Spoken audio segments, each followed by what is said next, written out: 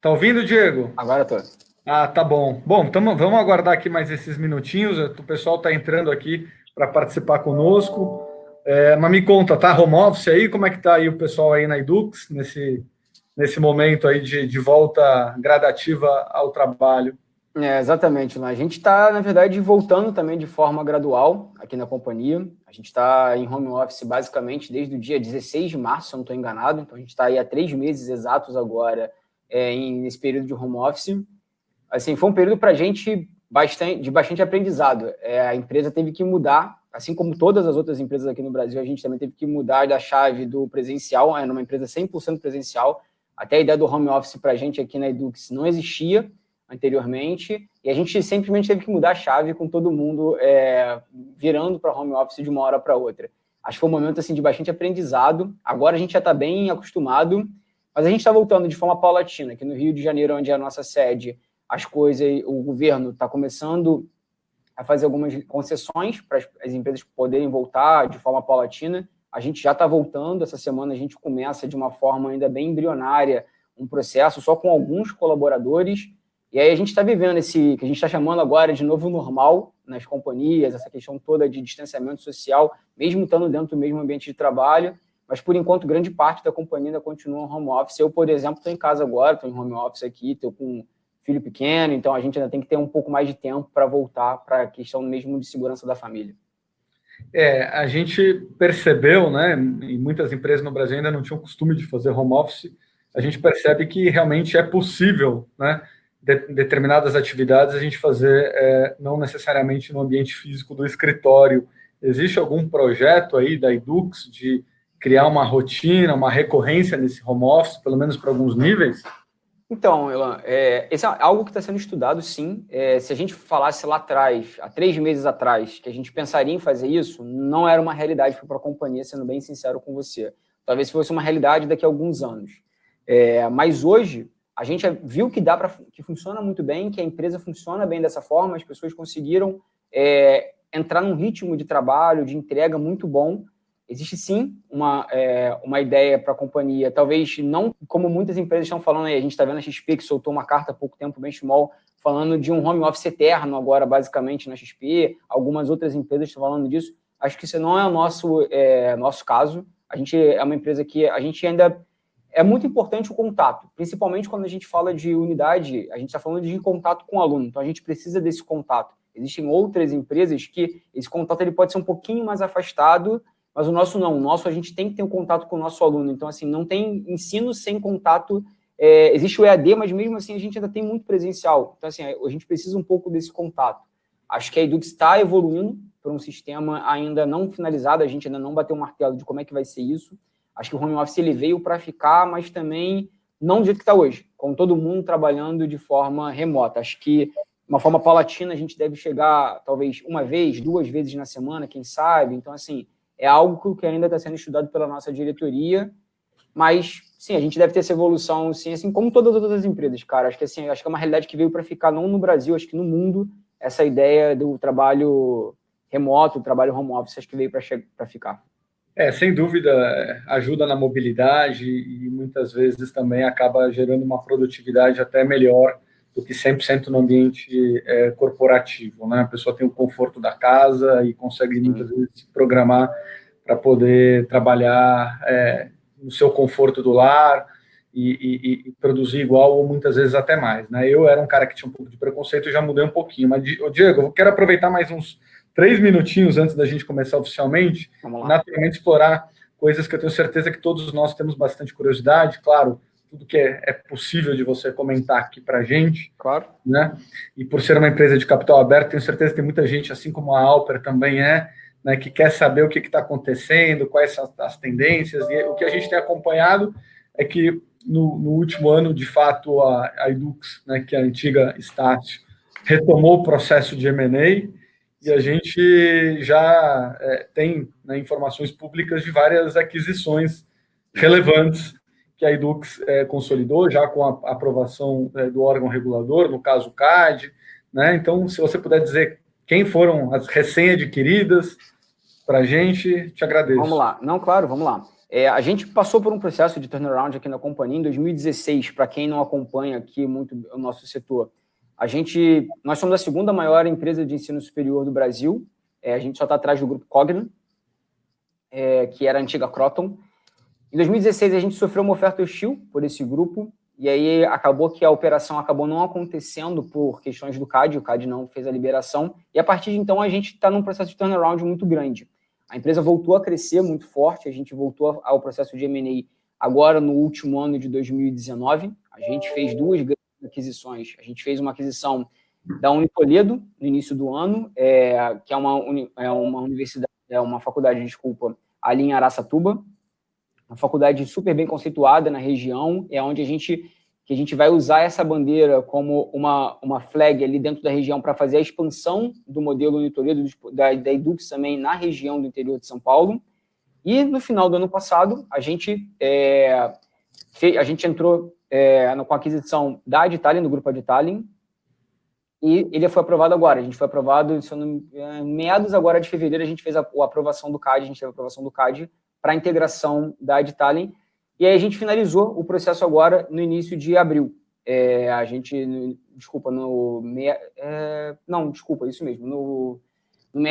início de abril a gente fez. Final de março, estava até pensando aqui com as datas. Final de março, o CAD aprova, a gente faz a aquisição ali, finalizando no grupo em abril, e agora a gente está nesse processo, na verdade, de integralização e de incorporação do grupo como um todo.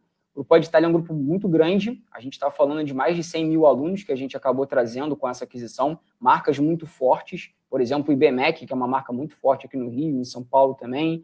Então, assim, a gente entende que essa foi uma excelente aquisição para a companhia, porque ela muda totalmente o patamar da Estácio. Então, antes a gente era Estácio, agora a gente virou Edux, e é exatamente com a aquisição da Adtalem, da Toledo, que a gente mostra exatamente para que veio a Edux. Agora, não trabalhando só como uma única marca, que era Estácio, que era a nossa estratégia no passado, a gente só trabalhava com a marca Estácio, agora não, agora a gente é uma multimarcas, a gente vai continuar trabalhando as marcas do Grupo Unitoledo, do IBMEC, das empresas que vieram junto do Grupo Adtalem, que são as empresas da Widen. A gente vai fazer isso, e a gente acabou de apresentar, tem mais ou menos uma semana, quase 10 dias, a aquisição do Grupo Atenas, que é um grupo muito forte na região norte do país. A gente fez a aquisição desse grupo, estamos esperando a aprovação do CAD para finalizar esse processo, deve ocorrer nos próximos meses, mas o processo como um todo já saiu ao mercado, a gente já consolidou, a gente já fechou a aquisição, só está esperando realmente o CAD para a gente poder fazer os trâmites finais de signing. Então, a gente consolida ainda mais a nossa marca, o Grupo Atenas é muito forte, como eu disse, na região norte do país, então, ali na região, por exemplo, no Acre, em Manaus, então eles têm basicamente ali a primeira ou a segunda instituição de ensino da região onde eles trabalham, então para a gente é mais uma forma de expandir também nessas regiões com marcas muito fortes, então assim, é onde a gente entende que a gente consegue fazer uma expansão boa, até porque o Brasil é um país muito grande, a gente está falando de um país continental, então a gente está falando que, por mais que a marca Estácio seja uma marca muito forte aqui no Rio, em alguns outros estados, ela não era tão conhecida assim. Então, crescer com essa marca frente a marcas muito tradicionais naquelas regiões era um pouco complicado em alguns momentos. Então, a gente entende que, nesse momento, trabalhar com uma estratégia multimarcas, onde a gente pode fazer as aquisições de grandes grupos e expandir a nossa presença com a marca desses grupos, vai ser super importante para a companhia. Então, essa é a nova estratégia da companhia. E a gente continua olhando. Assim, acho que o mercado...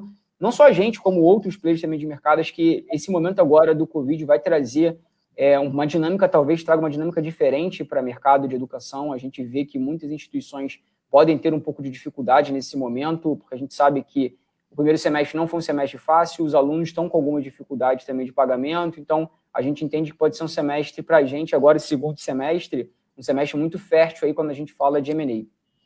Que legal. E aí, com o Grupo Atenas, se tudo der certo, muito provavelmente, dentro do planejamento de M&A de vocês, o CAD deve aprovar, vocês passarem a ter quantos alunos ativos na base da Edux?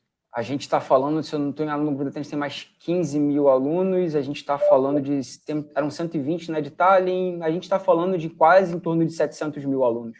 700 mil alunos, tá. Essas informações são que eu estou te perguntando, naturalmente são informações públicas, mas muito relevantes, para efetivamente esse nosso quiz, esse nosso bate-papo sobre o seguro educacional, porque por trás disso a gente tem mais ou menos qual que é o perfil, né, de alunos, qual que é o perfil de instituição que o seguro educacional tem uma penetração melhor, né? E aí, e o perfil do aluno da Edux é um perfil de classe média, classe baixa? Qual é a faixa etária? Se puder dar só um panorama disso para a gente, eu acho que é importante. Vamos lá. Olhando agora com a recém-aquisição da Adtalem, a gente está falando que agora a gente está em todas as classes, basicamente. A gente tinha alunos de classe A em alguns cursos de nicho na própria Estácio. A gente está falando de cursos como medicina veterinária, gastronomia, que são cursos de ticket médio bastante alto. Medicina, por exemplo, é um curso de ticket médio que é acima de R$8.000. Então, é realmente a classe A que faz esse tipo de curso. Então, mas com agora a entrada do IBMEC, por exemplo, de algumas unidades da Widen também, que são unidades de nicho, vamos colocar assim, a gente consegue consolidar em todos os nichos. Mas, basicamente, assim, a grande massa do nosso grupo a gente está falando de classe C e D. Então, assim, a gente tem alguns alunos B, alguns alunos A, mas C e D é o grande nicho ali de atuação do grupo hoje ainda. E a faixa etária é uma faixa etária, vamos dizer, um pouco mais velha, a gente chama essa faixa já foi mais velha, tá, Ilan? Vou ser bem sincero com você, ela vem caindo, mas a gente é o que a gente chama de jovem trabalhador. É aquele aluno entre 20 e 30 anos. Essa faixa etária já foi até mais alta há alguns anos atrás, ela foi acima de 25 anos, a média, agora ela reduziu um pouco. A gente está falando entre 20 e 30 anos, aí aquela pessoa que acabou de se formar na escola, mas deu um tempo ainda para entrar no mercado de trabalho, conseguiu uma verba ali para poder entrar no curso superior.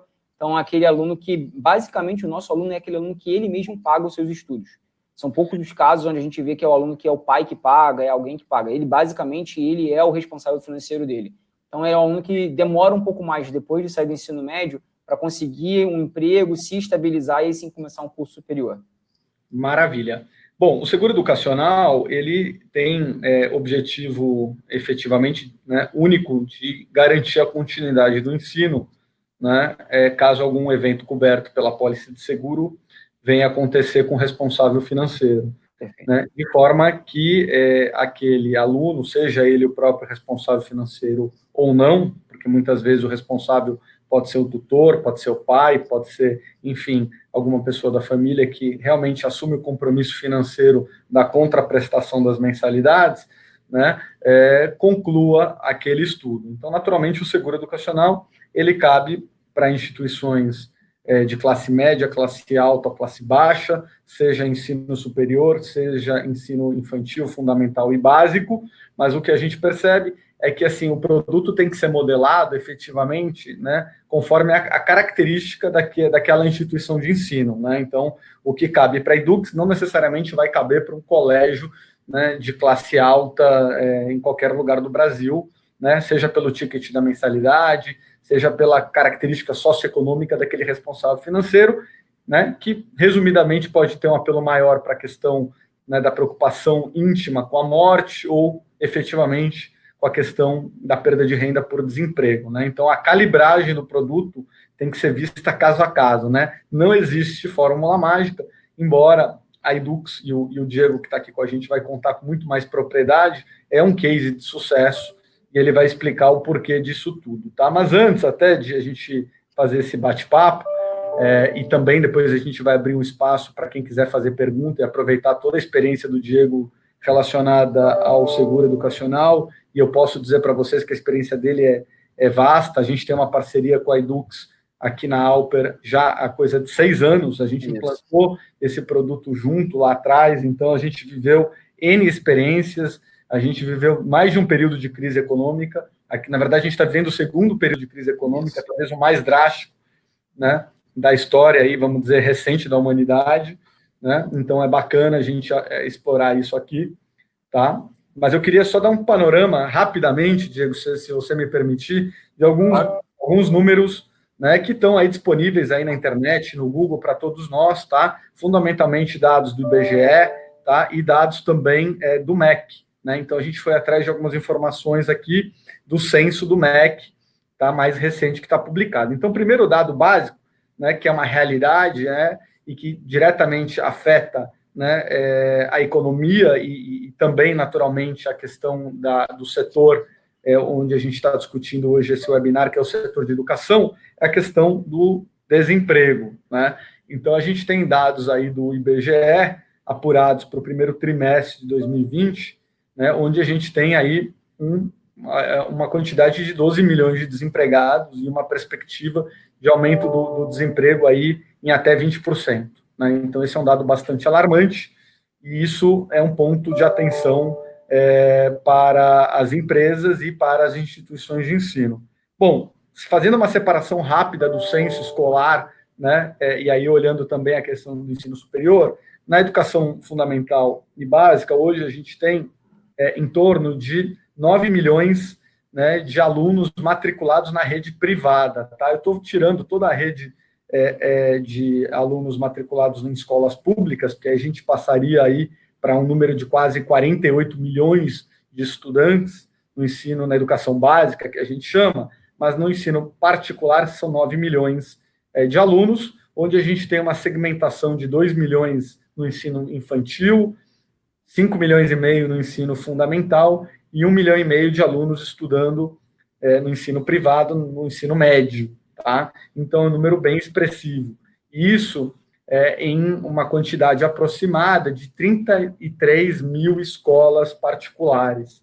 Tá? Você tem aí com as escolas públicas um número de quase aí 180 mil escolas em todos os estados da federação. Tá?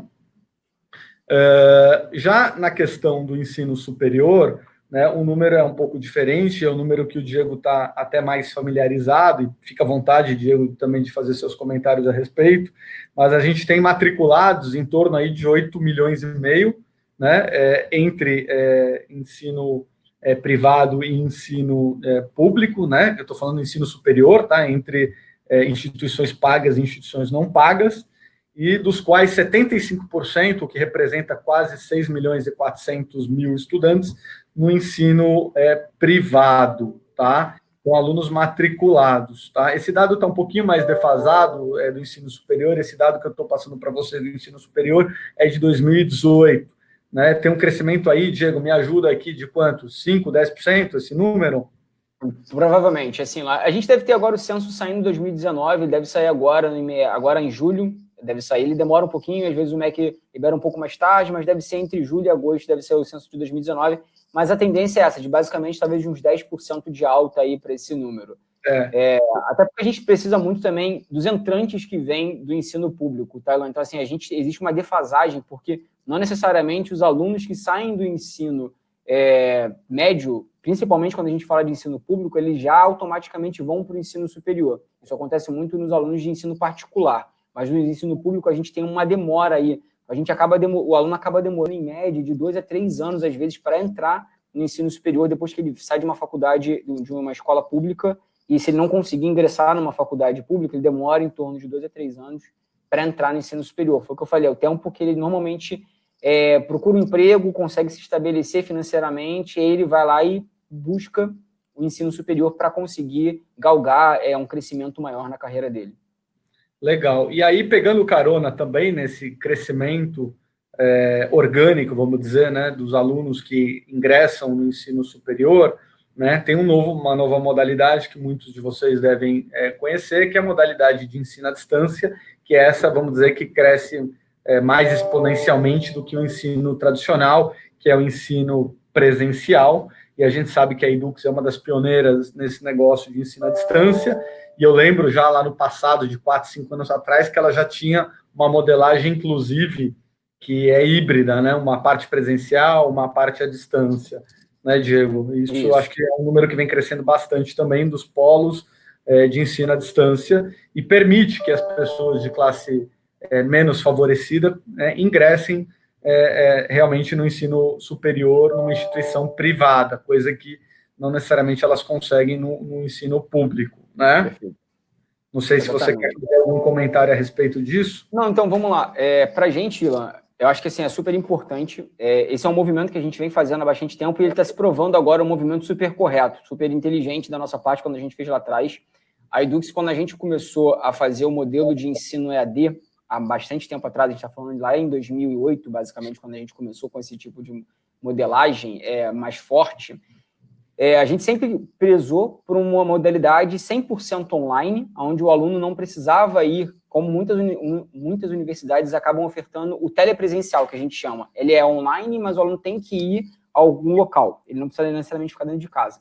E aí a gente começou a fazer esse modelo 100% EAD, é uma plataforma totalmente diferenciada de muitas outras instituições de ensino, tanto que agora as instituições começam a migrar para esse modelo que a gente já faz há bastante tempo, então isso para a gente foi até um diferencial de crescimento do nosso modelo EAD.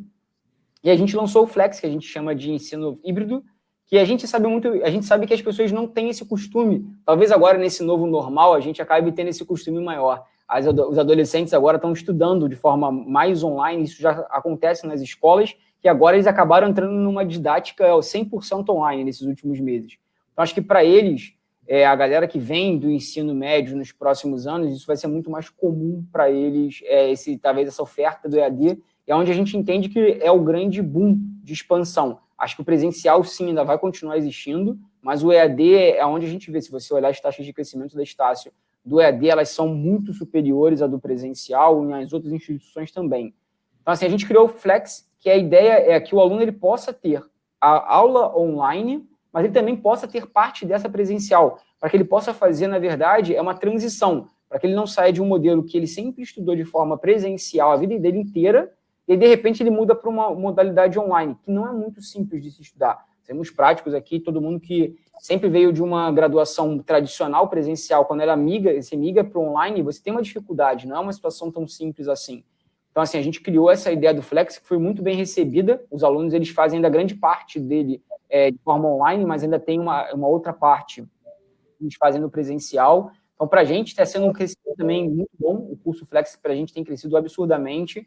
E a gente entende que é uma forma também de trazer esse aluno. Então, é de mostrar para ele que ele é um curso mais barato do que o curso 100% presencial, um pouco mais caro do que o 100% online, mas é uma mescla ali para que o aluno possa entrar no ensino superior e talvez fazer entender como funciona e talvez, quem sabe, depois migrar para o 100% online ou continuar fazendo essa mescla online e presencial, porque existem alguns cursos que a gente pode fazer nessa mescla. Por exemplo, eu não consigo dar um curso de saúde 100% online. A gente precisa também de uma parte, e é importante que essa parte presencial exista, mas eu consigo usar ele no Flex. Eu posso usar uma parte online e uma parte presencial. Então, assim, acho que essa ideia do curso Flex, ela chega muito também para suprir essa carência de quem tinha dificuldade de fazer 100% online, mas também não queria 100% presencial.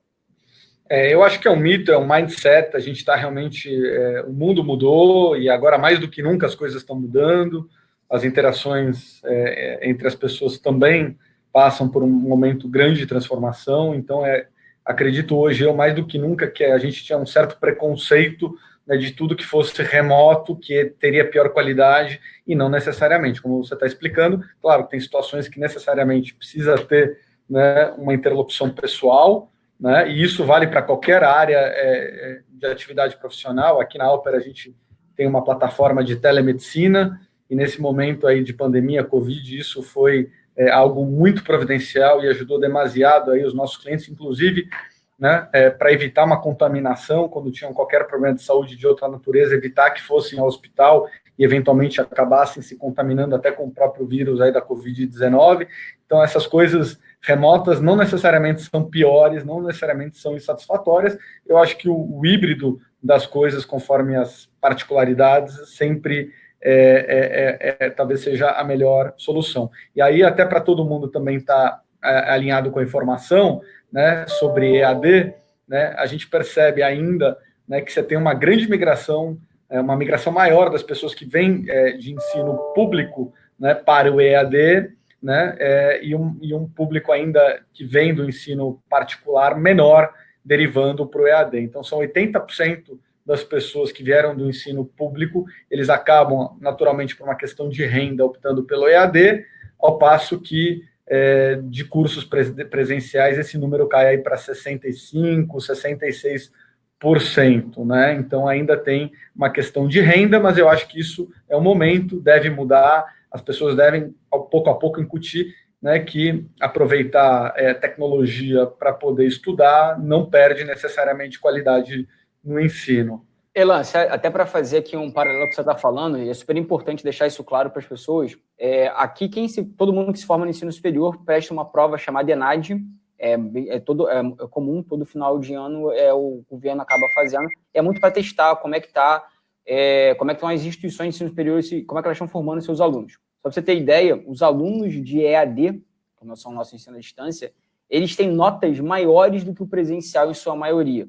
Então, assim, o que acontece? O aluno EAD, a pessoa todo mundo tem esse preconceito de que não é uma boa forma de estudo, pelo contrário, ele é um aluno muito mais focado e engajado no estudo, no dia a dia, porque ele tem uma série de distrações e ele mesmo assim, ele vai lá e chega em casa cansado, a tendência é que você chegue em casa, liga uma televisão, vai fazer outras coisas e não estude. Ele mostra tanto engajamento para conseguir se formar de forma online que ele acaba tendo muito mais absorção, às vezes, do conteúdo. E um outro ponto super importante do EAD é que, como as aulas estão sempre ali, você pode repetir aquela aula 10 vezes. Se você não entendeu uma vez, você coloca lá e repete aquela aula. Você assiste aquela aula 10 vezes, se você quiser, diferente do presencial. Uma vez que o professor falou e você não estava na aula, ou você saiu, você perdeu um insight, você não perde aquilo, você não volta nunca mais. Então, assim, o EAD tem esses pontos também. Então, assim, acho que é algo, como você mesmo disse, que a gente, aos poucos, vai incutindo na sociedade, as pessoas vão aprendendo e vão entendendo como isso funciona. Acho que o Covid, assim como trouxe para a gente a ideia do home office, acho que vai trazer também muito do ensino à distância para os alunos. Acho que em todas as esferas, seja ela na superior, na ensino médio, ensino fundamental. Legal, e assim, isso tudo aqui permeia muito o nosso papo, pessoal, porque as coisas têm direta correlação com o seguro educacional. Então, por exemplo, no tema do EAD, a pessoa, por ter vamos dizer, uma recorrência menor de sala de aula, um vínculo um pouco mais tênue com a instituição de ensino, penso eu, né, que numa situação, e muito provavelmente, né, como a gente está demonstrando pelos números do próprio MEC, né, uma situação de renda mais debilitada, né? Então, uma situação de desemprego, por exemplo, necessariamente vai afetar, né, a continuidade do ensino daquele aluno, daquele educando, e muito provavelmente isso vai derivar para um trancamento de matrícula, o que vai prejudicar ele, né, na conclusão do ensino e na perspectiva de ter realmente o diploma e o emprego e galgar posições maiores na carreira profissional, como a própria instituição que vai perder por um período ou para sempre aquele determinado aluno, né? Então, no EAD, que é algo que vem crescendo absurdamente no Brasil, o tema do seguro educacional, né, se torna muito relevante, porque são pessoas menos favorecidas, que qualquer abalo econômico e o desemprego, né, pode acontecer de uma forma mais rápida, né, mais eminente, sobretudo numa situação econômica desfavorável como a atual, né, ele trancaria rapidamente, porque muito possivelmente ele não tem uma reserva financeira, trancaria rapidamente, né, a matrícula dele. Seria uma das primeiras providências, né, dentre aí, vamos dizer, de uma pirâmide de Maslow aí das necessidades básicas de sobrevivência daquela pessoa. O ensino, embora seja algo vital para todos nós, né, ele viria ainda mais dentro da característica de formação daquela pessoa, não como a prioridade absoluta, e infelizmente ele trancaria a matrícula. Eu queria chamar a atenção para mais 2 dados que eu acho bem relevantes, Diego, eu também queria que você comentasse, que um deles é a questão da evasão escolar, né? Para quem me conhece, sempre ouve o mesmo discurso, né? Escola é que nem avião, voo cheio, voo vazio, o custo operacional é o mesmo, né? Então você tem lá a sala de aula, você tem lá os professores, você tem lá toda a tecnologia abarcada, todo o corpo administrativo, o custo das instalações físicas quando são aulas presenciais, né? E, eventualmente, ao longo do curso, o aluno vai trancar a matrícula por uma situação econômica, ou morte, ou desemprego, ou invalidez, ou o que quer que seja que você possa contratar no seguro, e isso acaba afetando profundamente, né, o fluxo de caixa projetado pelaquela instituição. Naturalmente, as maiores, né, têm esses números muito mais apurados e conseguem já fazer todas as provisões dentro do valor das mensalidades, mas a grande verdade no Brasil é que grupos educacionais do porte aí da Edux, que a gente está tendo o prazer aí de bater esse papo, são a minoria, né? Principalmente quando a gente falar de educação básica. Educação básica ainda está muito descentralizada a educação, né? Ela ainda está muito efetivamente em pequenas e médias escolas, onde você tem a figura lá provavelmente de um educador, de um ex-professor, que é vamos dizer, que é um empresário, que é um empreendedor e acaba abrindo a escola, e que, por mais que tenha uma visão, né, da metodologia do ensino e tudo, ainda não tem, né, uma visão tão administrativa financeira e não faz essas projeções que podem afetar. E o seguro, naturalmente, ajuda muito nesse sentido, né? A evasão escolar no Brasil, e aí falando mais especificamente do ensino superior, aproveitando aí a participação do Diego, né, beira, né, dependendo do momento, até 30%. Né? É um número muito representativo. Né? Talvez 30% seja, sobretudo, no EAD, no ensino à distância, que, como eu falei, é um pouco mais sensível. Eu não sei se o Diego tem aí para compartilhar quanto que seria isso no presencial, mas o que eu queria colocar para vocês é que é um tema extremamente relevante, seja presencial, seja EAD, seja ensino superior, seja educação básica, a questão da evasão escolar. E esse é um ponto que as instituições têm que levar em consideração, né, para contratar o seguro, né? E aí eu queria ouvir um pouco a tua opinião, Diego, como é que você vê, se você vê uma correlação entre o seguro educacional e a evasão escolar? Tá, vamos lá, Ilan. Realmente, a gente acaba tendo uma evasão alta, e aí, principalmente, a gente acaba tendo essa evasão falando de ensino superior, principalmente nos primeiros períodos. A gente diz ali que os 3 primeiros períodos é onde o aluno está se decidindo se ele quer continuar, se ele não quer, se ele quer trocar de curso. Então, assim, o aluno, às vezes, acaba entrando no ensino superior ainda muito sem saber o que é uma faculdade, como é que ela funciona, o que ele vai aprender ali. Então, ele tem uma ideia do que ele quer ser, mas ele não sabe como é que é ser aquilo que ele deseja. Então, assim, ele vai aprendendo nesses primeiros períodos. Então, a gente acaba tendo uma evasão maior. Acaba acontecendo sim. A partir do 4º período, a gente vê essa evasão, ela reduz drasticamente, ela vai ficando mais flat ao longo dos períodos. Pensando um pouco nessa questão do próprio seguro e fazendo aí esse link que a gente está olhando, para a gente ele é super importante. Então, hoje aqui na Edux, a gente, como você mesmo comentou no início do papo, a gente já trabalha nesse seguro há 6 anos, a gente implantou ele aqui lá na época ainda antigo Estácio, em 2014. Vivemos algumas crises, vivemos a crise ali de 2015, 2016, que foi uma crise forte para a gente, para o setor como um todo. E aí ele ajudou muito a companhia naquele momento na retenção desses alunos, e a gente acredita muito nele nesse momento, tá? A gente entende que a gente vai passar por uma crise pior do que a gente viveu lá em 2015, e a gente entende que esse é um seguro que dá ao aluno a oportunidade de manter. A gente sempre vende aqui muito no Estácio que o seguro, ele mantém o sonho vivo. Então a gente fala, cara, você tem um seguro, se você perdeu seu emprego, se você teve algum problema que o seguro se encaixe nas suas características, use-o. Porque, assim, a ideia desse seguro é a manutenção dos seus estudos, é a manutenção do seu sonho. Então, assim, todo mundo que usa, só para você ter mais ou menos uma ideia, aqui na Estácio, em torno de 85% das pessoas que usaram o seguro em algum momento permaneceram estudando com a gente. Então, ele era provavelmente um aluno que ia evadir, 85%. Então, assim, ele provavelmente era um aluno que ia evadir, ele ia sair, a gente, naquele momento, ele percebeu que ele tinha esse produto, a gente faz uma propaganda aqui do produto, a gente também usa esse produto no momento que a gente chama de célula de contenção de evasão, que é quando o aluno ele vai pedir para evadir, ele vai trancar a faculdade. A gente questiona o motivo, e muitas das vezes esse motivo é um motivo financeiro, a gente fala do seguro e a gente consegue ali ofertar esse seguro. A gente acaba percebendo que há uma perda de emprego e explica para o aluno que ele tem condições de continuar estudando e mantendo aí o sonho da graduação.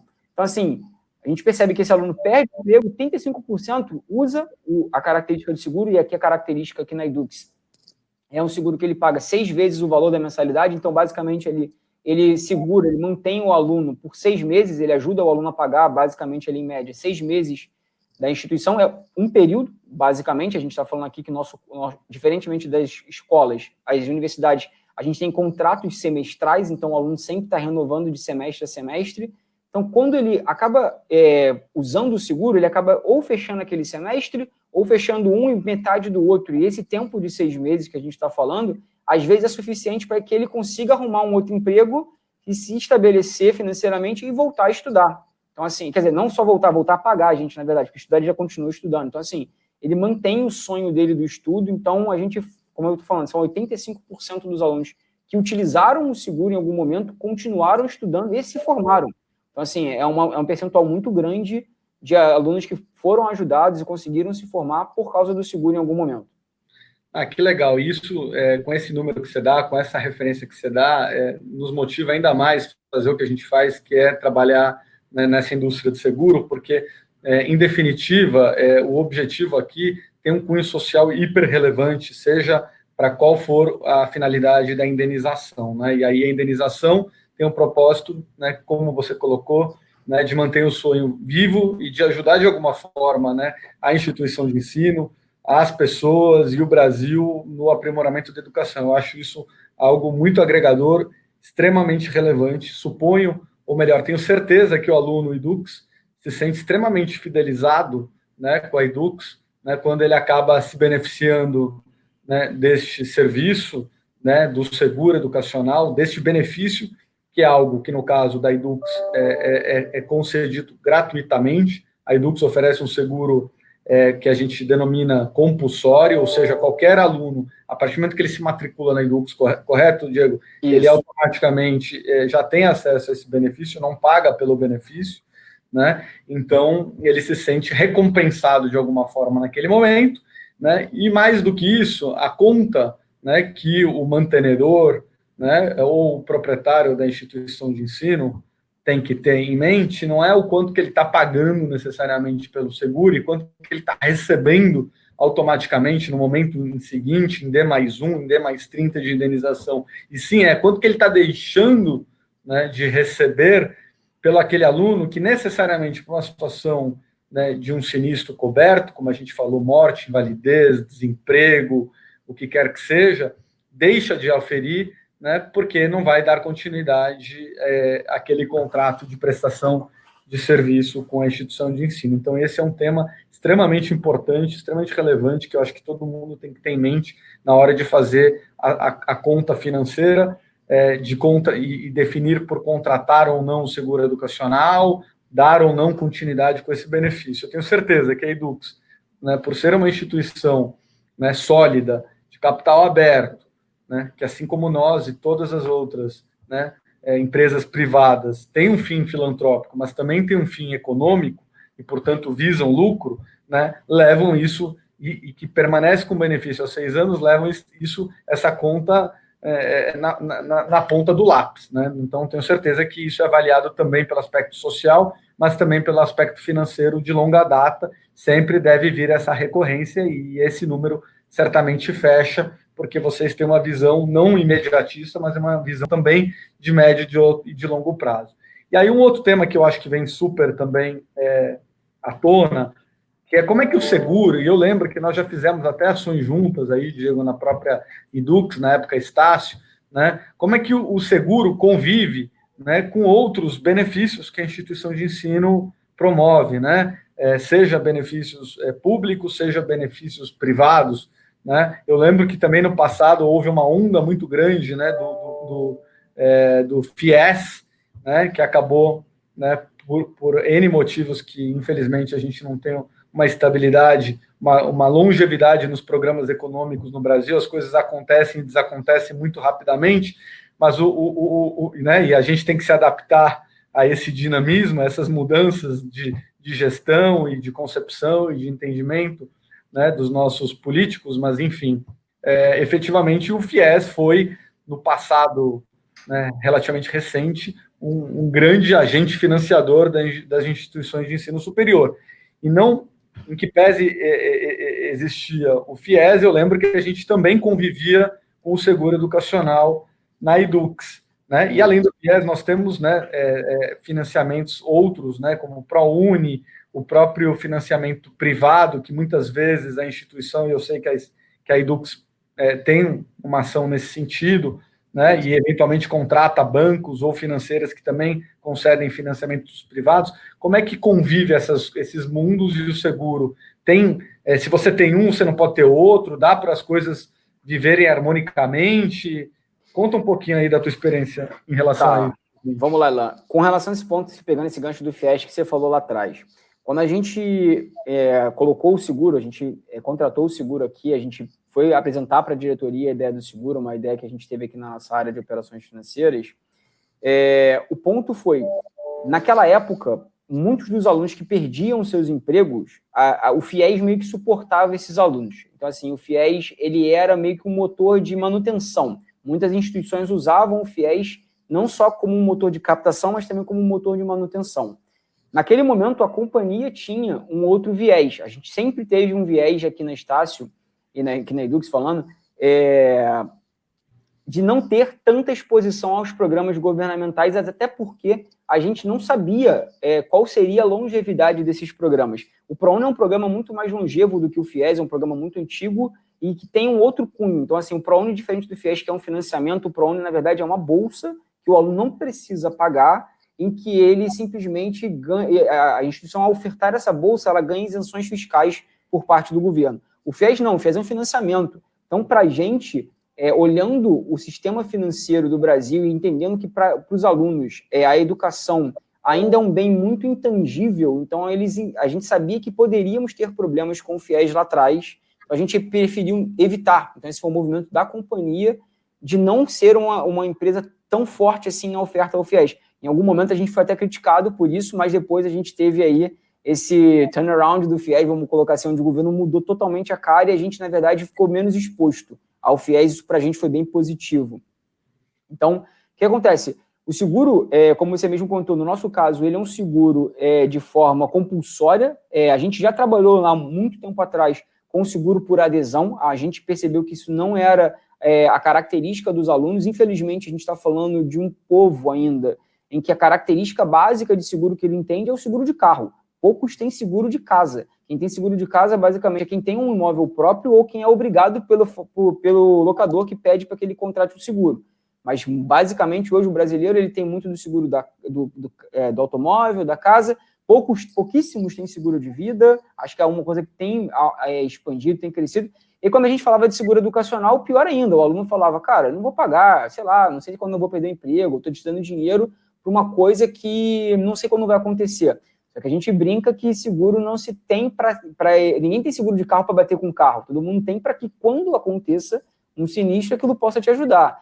Então, assim, mas é muito difícil incutir isso na cabeça das pessoas que não estão aprendendo sobre essa cultura do seguro. Então, a gente entendeu que era o melhor caminho, era essa forma compulsória e vender isso como um benefício. Isso realmente é um benefício que a empresa 100% paga para os nossos alunos. Então, assim, conviver com o seguro e junto com outros produtos sempre foi muito simples por isso, porque ele nunca foi algo que competisse com esses outros produtos, ele sempre foi algo extra. Então, assim, é um produto de prateleira da companhia, em que muitas das vezes, quando o aluno ele perde o emprego, a gente vai lá, oferta o seguro, mostra para ele que ele tem esse direito do seguro, ele usa o seguro, e se daqui a 6 meses, como eu comentei, por algum motivo ele ainda não conseguiu se recolocar, ou se recolocou, mas ganhando menos do que ganhava, aí sim, a gente usa talvez o nosso próprio, a gente tem aqui um financiamento próprio, um parcelamento próprio chamado PAR. A gente pode usar o nosso próprio parcelamento, a gente pode usar um parceiro que a gente tem, que é o Pra Valer, a gente pode indicar esse aluno ir para o FIES,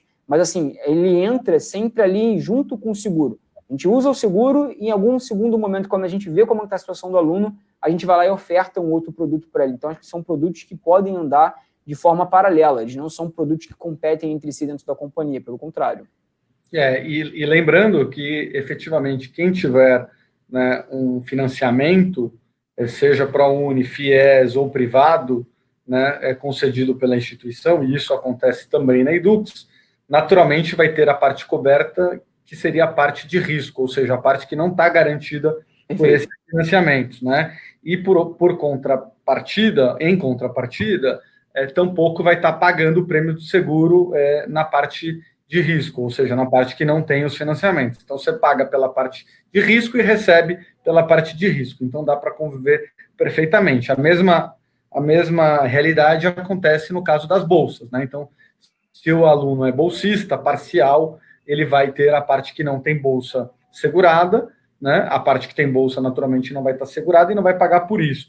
E, naturalmente, se ele for um bolsista integral, ele não vai ter o seguro educacional, mas tampouco vai estar pagando pelo seguro educacional. Então, o seguro ele serve como uma ferramenta que complementa esses programas todos, onde o programa, por algum motivo, não atinge os pré-requisitos. Para o cara ter um financiamento privado ou público, ele precisa preencher pré-requisitos, e a gente sabe, e tem quantidade também, né, de financiamentos disponibilizados, seja pelo agente privado ou público, né? Então, a grande maioria não consegue se enquadrar e o seguro vem justamente para atender esta parte aí dos beneficiários. A outra coisa para comentar só é que o seguro facultativo, a gente acredita muito, inclusive a Alper é pioneira e exclusiva no seguro facultativo, onde a gente tem uma plataforma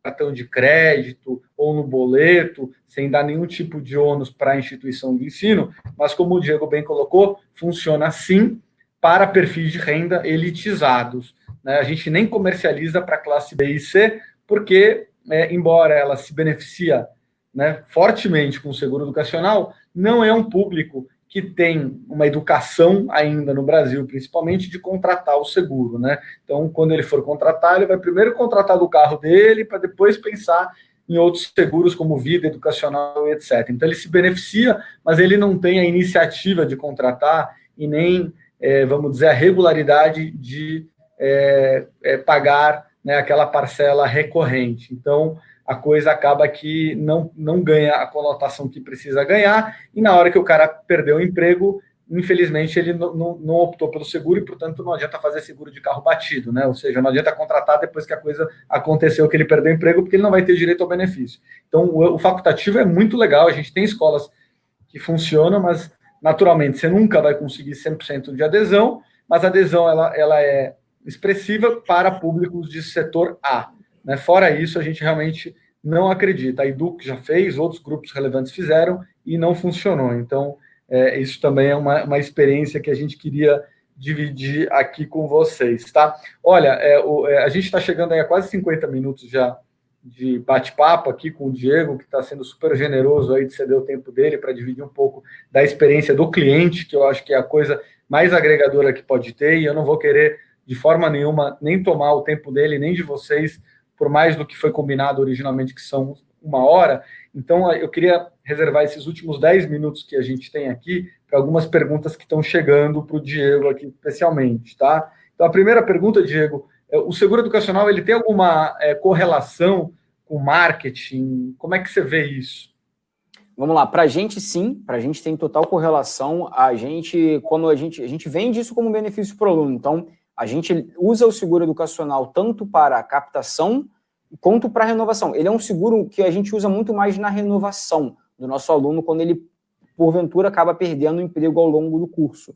Mas a gente diz isso para o aluno, a gente verbaliza nas nossas campanhas de que esse aluno, se ele quiser vir prestar, se ele tem um seguro, caso ele perca o emprego ao longo do curso, ele vai estar protegido. Então, para a gente é super importante, tanto uma ferramenta de captação, mas principalmente uma ferramenta de retenção desse aluno. A gente usa assim.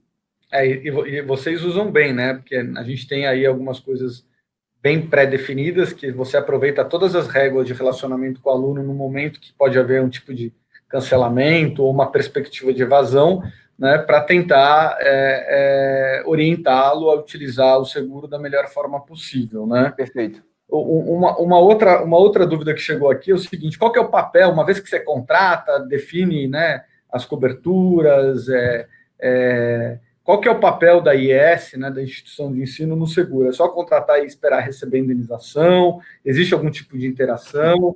Qual que é a forma? Vamos lá. A gente faz uma interação muito forte com o aluno, Tailan, assim, até porque, como eu falei, a gente pode colocar isso na peça, na captação, a gente pode avisar, mas se a gente não comunicar esse aluno, a gente não colocar isso através de banner, através de cartaz, a gente não mandar um e-mail marketing lembrando e colocar isso dentro também das nossas células de retenção, isso não vai ser permeado. Depois as pessoas esquecem, é natural. Você só vai usar quando você precisa. Se você entrou há 2 anos atrás e agora que veio perder o emprego só agora, você nem lembra da sua peça de o que foi que te fez vir para a Edux há 2 anos atrás, às vezes. Então, assim, a gente sempre está comunicando, a gente faz uma comunicação muito ativa com os nossos alunos via e-mail marketing, via banner dentro do sistema acadêmico do aluno. Aqui dentro do Estácio tem um sistema acadêmico, onde o aluno ele tem que entrar basicamente diariamente para poder ver ali as questões acadêmicas dele. Então, a gente coloca banner interativo, a gente tem um hot site que fala sobre o seguro. Então, assim, a gente tem todo um arcabouço de dados aqui, de informações e de formas de comunicação para com esse aluno, para que ele lembre que ele tem esse benefício. E além dessa comunicação que a gente faz de forma ativa, A gente também tem a comunicação que a gente vai acabar fazendo de forma reativa, que é quando um aluno ele vai pedir para trancar. Ele vai trancar, a gente vai falar, por que você está trancando? Não é porque eu perdi o emprego. Não, veja bem, tem um seguro, lembra? E é verdade, eu lembro. Então, ele vai lá e faz esse processo. Então, a gente faz... A comunicação é super importante. Não adianta você ter o produto e você não comunicar. A gente faz essa comunicação constantemente aqui.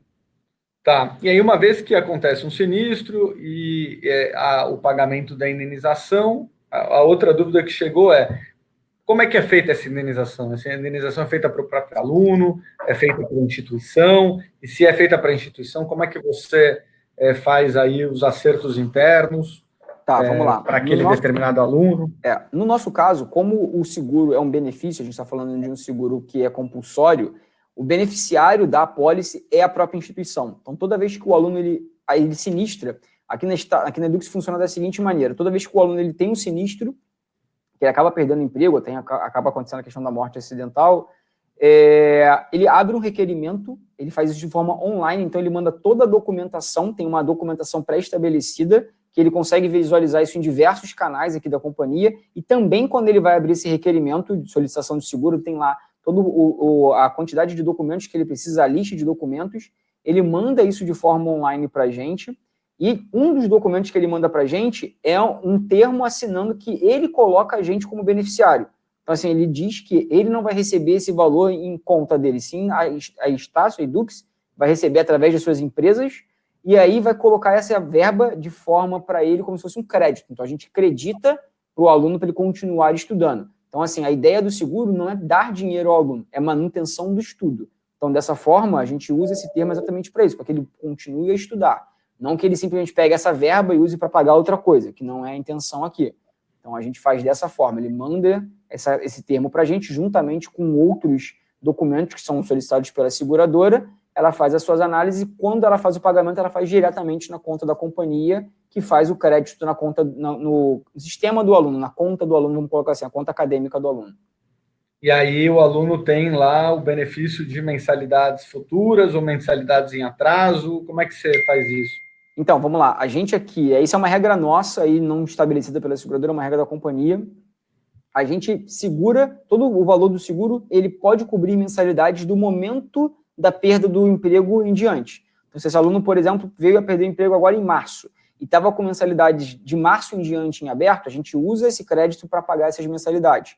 Se ele tinha uma outra mensalidade que não era referente à perda de emprego em aberto, aí a gente faz uma negociação com ele, mas aí isso está indo por fora. Então, basicamente, aquelas do momento do sinistro em diante, a gente cobre com o seguro, e as anteriores a gente faz uma negociação com esse aluno. Fica muito mais fácil, mesmo que ele tenha alguma mensalidade anterior, é muito mais fácil você parcelar uma mensalidade em uma quantidade X de parcelas, do que, poxa, não, só a partir do momento que o dinheiro cai aqui daqui para frente, ele pode demorar a abrir esse sinistro, ele pode demorar a fazer toda essa solicitação, e acaba tendo ali uma quantidade de parcelas grandes em aberto. Então, de alguma forma, você acaba estimulando a adimplência do próprio aluno com a instituição de ensino, uma vez que o seguro vai beneficiar parcelas vincendas e não vencidas, né? Exatamente, exatamente. Tá. Diego, mais última pergunta, antes de abrir um espaço para você fazer suas considerações finais, que é o seguinte, eu acho que é a pergunta realmente que todos nós, né, seja de que lado do balcão estamos e que trabalhamos com seguro educacional, né? E para onde vamos, Diego, agora com a questão aí do alto desemprego, que eu comentei do IBGE, como é que você vê o horizonte do seguro educacional? Você tem percebido dentro da Edux um aumento das solicitações de requisição para o seguro, né? Se você puder comentar um pouquinho aí de qual que é a análise que a Edux está fazendo em relação, né, ao momento econômico que a gente vivencia e o impacto para a instituição de ensino e de que forma que o seguro, de alguma forma, a gente sabe que o seguro não vai resolver todos os problemas, eu não vendo isso jamais, né? Eu vendo que ele vai ajudar em parte da resolução desses problemas, mas não vem para resolver todos, né? Se você puder fazer aí a sua avaliação, eu te agradeço. Tá, vamos lá. Como a gente comentou aqui, acho que assim, esse momento que a gente está vivendo agora, a experiência que a gente tem está fazendo com que esse momento, nesse caso, quando a gente fala da utilização do seguro, seja muito mais tranquilo do que poderia ser para outras instituições que talvez não tenham ou que começaram há pouco tempo. Então, assim, como a gente já viveu outras crises, a gente já sabia o que ia acontecer agora, a gente já sabia como o aluno ia se portar. Então, assim, a gente teve um pico de solicitação de seguro nos últimos meses. Então, a gente estava tendo em média de solicitação em torno de 200 requerimentos aí nos últimos meses. Acontece, não necessariamente um requerimento são perdas de emprego, às vezes o aluno abre mais de um requerimento porque ele esquece de mandar um documento, aí abre novamente e manda um outro. Qual a periodicidade, Diego? Só para o pessoal acompanhar aqui. Desculpa, não entendi essa pergunta. Dia, 200 por semana, 200 por mês? 200, a gente tinha em torno de 250 por mês. 250 por mês. A gente tinha ali... E como eu falei... Como, Ilan? Novas requisições. Novas requisições. Mas como eu falei, às vezes eram requisições do mesmo aluno, porque ele acaba esquecendo de mandar algum documento e a gente acaba tendo mais de um requerimento por aluno. De abril para cá, essa quantidade cresceu absurdamente. A gente está falando de abril, a gente teve mais de 600 solicitações e em maio mais de 1.000 solicitações. Eu sei porque a gente está reforçando o time aqui para atender vocês. Então, assim, a gente sabia que isso ia acontecer, a gente já estava acostumado, a gente sabia que isso ia acontecer, então a gente, já sabendo desse processo, a gente remodelou, a gente mesmo com vocês já pediu para reforçar o time, a gente mudou algumas métricas, até algumas formas de comunicação com esse aluno, para facilitar o entendimento dele também, porque a gente entende que é agora que a gente vai conseguir ganhar o jogo, porque nesse momento em que o aluno está desesperado, e agora é um momento de, na verdade, esse virada de semestre para a gente, de junho para julho, que é um momento de renovação, onde a gente precisa bastante também do seguro para que esse aluno consiga continuar estudando, então a gente já sabia que isso ia acontecer. Então a gente modelou toda a nossa área, que a gente remodelou alguns critérios, até alguns KPIs que a gente tem aqui de acompanhamento, para que a gente pudesse, juntamente com o time da Alper, fazer um trabalho muito melhor para atendimento desses alunos. Então a gente trabalhou isso aqui já de forma paulatina, mas como eu disse, isso aconteceu porque a gente já tem experiência nesse processo. Então, assim, é super importante para que as pessoas que estejam escutando, que não entendem do seguro, começaram há pouco, é um momento em que, sim, vão acontecer muitos sinistros. Se, assim, a gente vai ver um pico de desemprego, eu ainda acho, isso é a percepção do Diego, que esse pico de desemprego ainda pode vir a acontecer, dependendo de como o mercado se reagir a reabertura de mercado que a gente está vendo, dependendo de como isso for, a gente ainda pode ter um pico um pouco mais prolongado, porque, como a gente sabe, muitas empresas estão num momento de redução de carga horária ou até mesmo de suspensão de contrato de trabalho. Quando esses colaboradores voltarem dessas suspensões, eles ainda têm ali uma carência a serem demitidos. Poderiam ser de 2, 2, 3 meses, então, em alguns casos aí. Então, assim, a gente pode ainda ter uma curva um pouco mais longa de demissões, que não vai acontecer agora, elas vão acontecer talvez daqui a mais um mês, daqui a mais 2 meses.